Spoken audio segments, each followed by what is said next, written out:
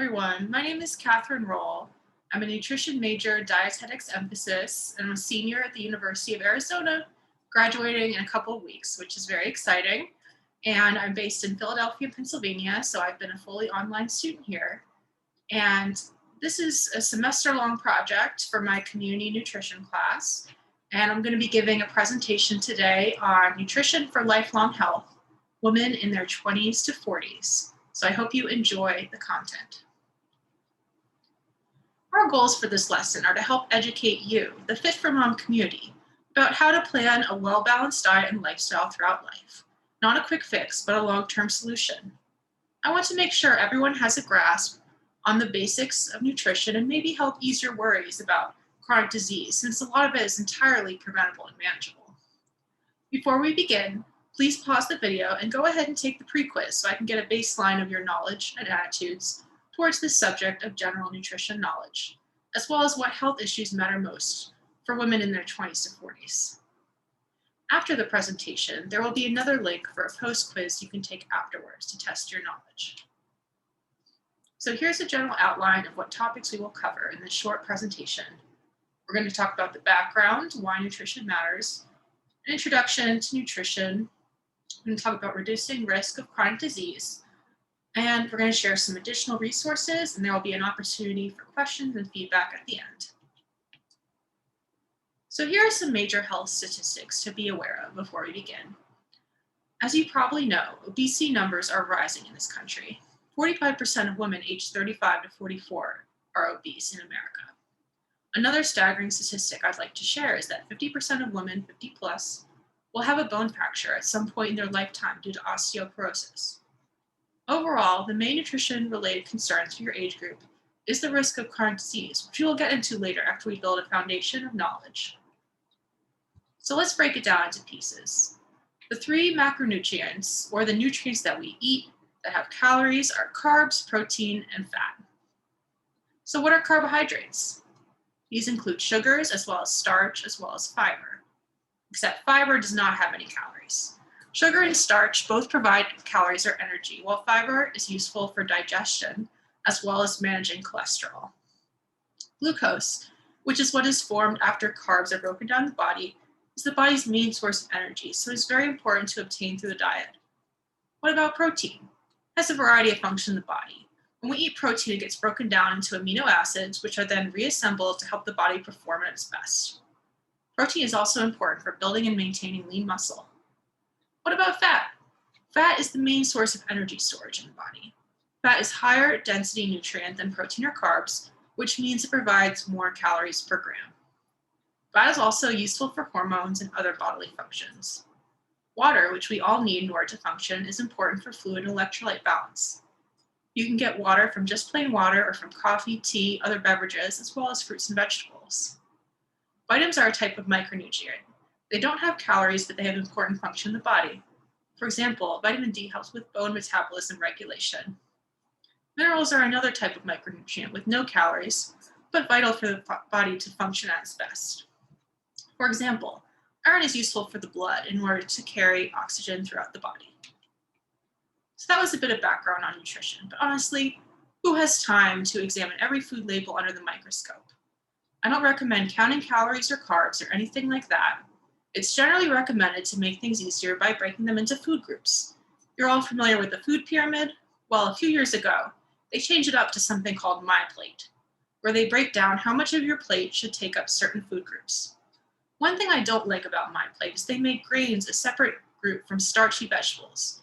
Well, I like to think of them together since they have similar caloric values, but we'll get into that in a bit. Other groups which you are familiar with are fruits, vegetables, protein foods, and dairy.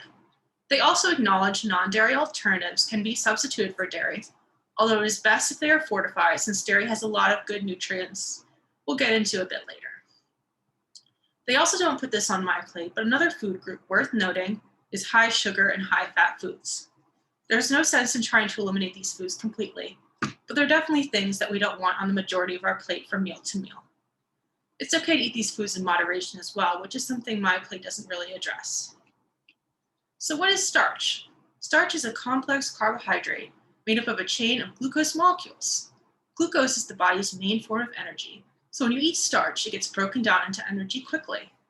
Now, if you look at my plate, they don't really address this as a category, but as a dietetic student, we are taught to group starchy vegetables with the grain, cereal, and pasta group because they have similar calories and carb content.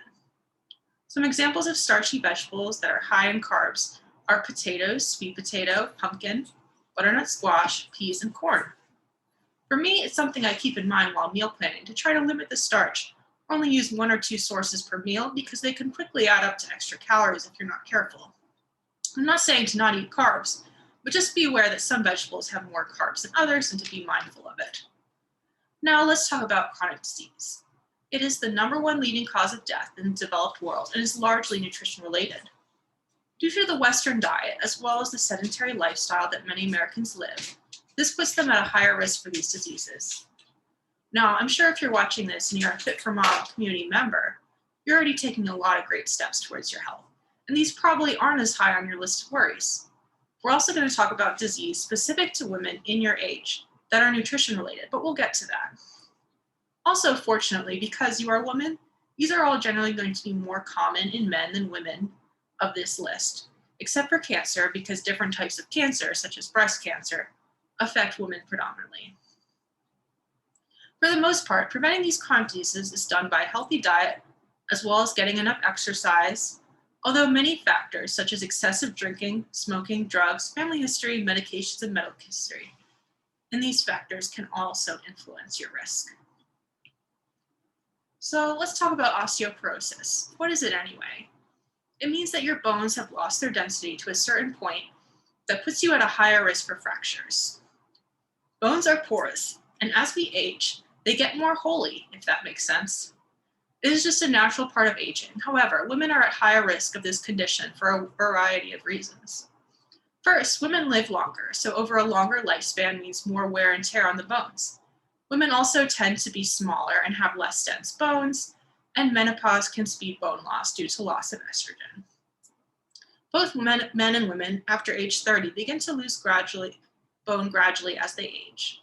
And up until age 30, it's our job to build strong bones to minimize the impact of the losses. Once you're past 30, the goal is to maintain adequate bone stores by consuming a diet rich in calcium and vitamin D, avoid smoking and excessive drinking, and do weight-bearing exercise. This could be as simple as walking to high-intensity workouts. This part is super important because if you're not putting your bones to work, that is how they get weaker. You can also test your bone density with a DEXA scan. If you're concerned, you can always talk to your primary doctor about it during your annual exam. Another chronic disease that is more common amongst women is anemia. This is because being pregnant or of childbearing age, aka having a period, increases risk of anemia, which is why it's more commonly seen in women than men. There are many symptoms to look out for, such as dizziness, tiredness, weakness, headaches, and pale skin. Getting adequate iron in your diet is very important. In fact, women will need more iron than men if they are getting a period due to blood loss, so it is especially important for women to get iron. Most people are able to get the iron they need through diet, but people who are vegetarian or vegan should be on the lookout because that also increases your risk from cutting out meat. Some iron-rich foods include meat, chicken, beans, dark leafy greens. Iron is better absorbed if consumed with the vitamin C-rich foods such as orange juice, strawberries, or other fruits and vegetables. Taking a calcium supplement can also decrease iron absorption. You should always talk to your doctor if you're taking any supplements. Generally speaking, other chronic disease are best prevented through a healthy diet, moderate exercise, limiting sodium and alcohol, as well as avoiding smoking. You can also get blood work at your doctor every year to check to see if any of your labs are starting to run high, like cholesterol or blood pressure. That way they can work with you to fix it right away, since there are always treatment options available with diet and lifestyle changes. Here are some additional resources in case you want to learn more about reducing your risk for chronic disease, the number one cause of death in the United States. In conclusion, I hope you take the post quiz and enjoy. If you have any questions, comments, or concerns, feel free to reach out to me via email or on Instagram. Happy to help clear up any nutrition questions since there's a lot of conflicting information out there. Thank you so much for watching and have a great day.